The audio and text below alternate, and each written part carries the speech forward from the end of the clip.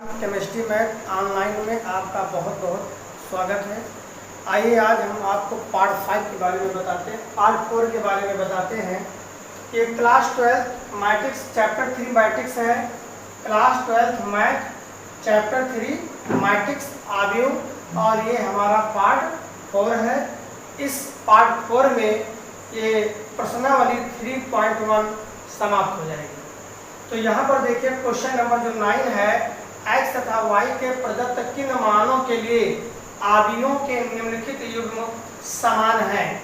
यहाँ पर एक क्वेश्चन दिया हुआ है पूरा a, b, c, d, इनमें से कौन सा विकल्प सही है आपको ये बताना है। तो सबसे पहले हम देखते हैं ये जो मैट्रिक्स दिया है उतार लेते हैं। 3x + 7 5 y + 1 2 - 3x और 0 y - 2 8 4। ये एक मैट्रिक्स है, समान आव्यूह है। समान आव्यूह होने पर हम दोनों तरफ कंपेयर करते हैं। जैसे यहाँ पे लिखेंगे तुलना करने पर। तुलना करने पर पहले का पहले से तुलना कर लीजिए। 3x + 7 = 0 इक्वेशन नंबर फर्स्ट मान लीजिए और इसका इससे तुलना कर लीजिए। y - 2 = 5 इक्वेशन नंबर 2 बना और इसका 8 से तुलना कर लीजिए। y + 1 = 8 ये इक्वेशन नंबर 3 बना और इस तरह 2 - 3x का तुलना कर लीजिए 4 से इक्वेशन नंबर 4। अब यहाँ पर देखते हैं हमें मान निकालना है। तो समीकरण 1 से यहाँ पर देखिए समीकरण 1 समीकरण 1 हमारा है 3x + 7 = 0 अर्थात यहाँ पर 7 को उधर ले जाएंगे माइनस में हो जाएगा। x बराबर -7/3। x का मान आ गया -7/3। अब देखिए समीकरण 2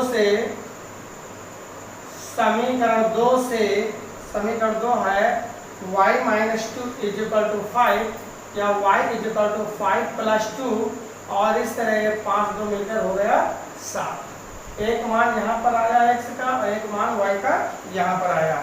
अब देखिए समीकरण 3 में देखते हैं y + 1 = 8 अर्थात y = 8 - 1 और ये घटकर हो जाएगा 7। एक y का मान और आ चुका है। समीकरण 4 से 2 - 3x = 4 या -3x = 4 एक 2 को उधर ले जाइए तो माइनस में हो जाएगा अर्थात -3x = 4 में से तो निकाल दीजिए 2 आ जाएगा और इस तरह x बराबर 2/3 होगी माइनस का। तो एक मान देखिए यहाँ पर x का मान आ गया। तो यहाँ पर सारे मान लिखे हुए हैं। अब यहाँ पर आपको देखिए ये देखना है कि कौन सा विकल्प सही है। अब यहाँ पर देखिए कि एक समय में x का केवल एक ही मान हो सकता है। मतलब एक समय में x का केवल एक ही मान हो सकता है, जबकि यहाँ पर देखिए सारे मान इन विकल्पों में डिफरेंस है। इसलिए इस सवाल में x और y का मान ज्ञात करना संभव नहीं है। तो ये देखिए कौन सा विकल्प सही हो जाएगा। विकल्प नंबर डी सही हो जाएगा। अतः इसका जो आंसर हो जाएगा आप लिख दीजिए विकल्प बी सही है, क्योंकि x का मान एक समय में केवल एक ही हो सकता है, डिफरेंस नहीं हो सकता है। इसलिए क्वेश्चन नंबर 9 का जो विकल्प बी है वही सही है। क्वेश्चन नंबर 10 यहाँ पर देखिए क्वेश्चन नंबर 10 है और प्रश्नावली 3.1 का ये आखिरी क्वेश्चन है। इसके साथ ये प्रश्नावली समाप्त हो जाएगी। 3 × 3 कोड के ऐसे आव्यूहों की संख्या कुल कितनी संख्या होगी जिनके प्रत्येक प्रविष्टि 0 या 1 हैं। देखिए यहाँ पर 3 × 3 अगर आपका मैट्रिक्स 3 गुणे 3 का है तो उसमें अवयवों की संख्या कितना होगा? 3 त्रिक का 9 होगा। तो यहाँ पे लिखते हैं, पहले देखिए लिख लेते हैं। इसमें 3 गुणे 3 कोट के अवयवों में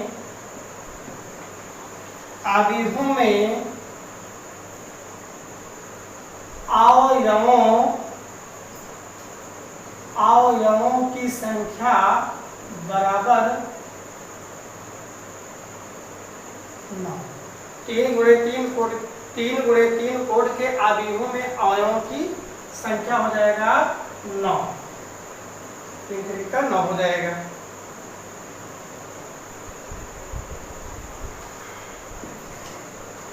अब यहाँ पर देखो दिया है कि प्रत्येक प्रविष्ट 0 या 1 है। इसका मतलब क्या है? क्योंकि 0 या 1 इसका मतलब क्या है?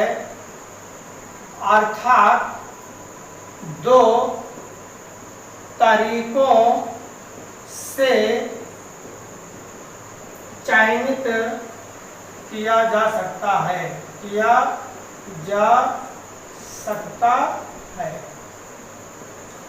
तो जब इसे 2 तरीकों से चयनित किया जा सकता है तो लिखेंगे कि अभीष्ट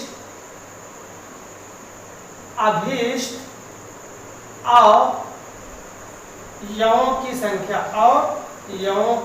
संख्या अभीष्ट अवयवों की जो संख्या होगी 2 तरीके से चयनित किया जा सकता है। तो यहाँ पर हम 2 लिख देंगे और यहाँ पर 3 गुणे 3 कोट के अवयवों की कुल संख्या यहाँ पर दिखाई पड़ रहा है 9, तो इसका पावर में हो जाएगा 9 और हम 2 को 9 बार गुणा करेंगे। 2 गुणे 2 गुणे 2 इसी प्रकार 9 बार गुणा करेंगे तो यहाँ पर आएगा 512।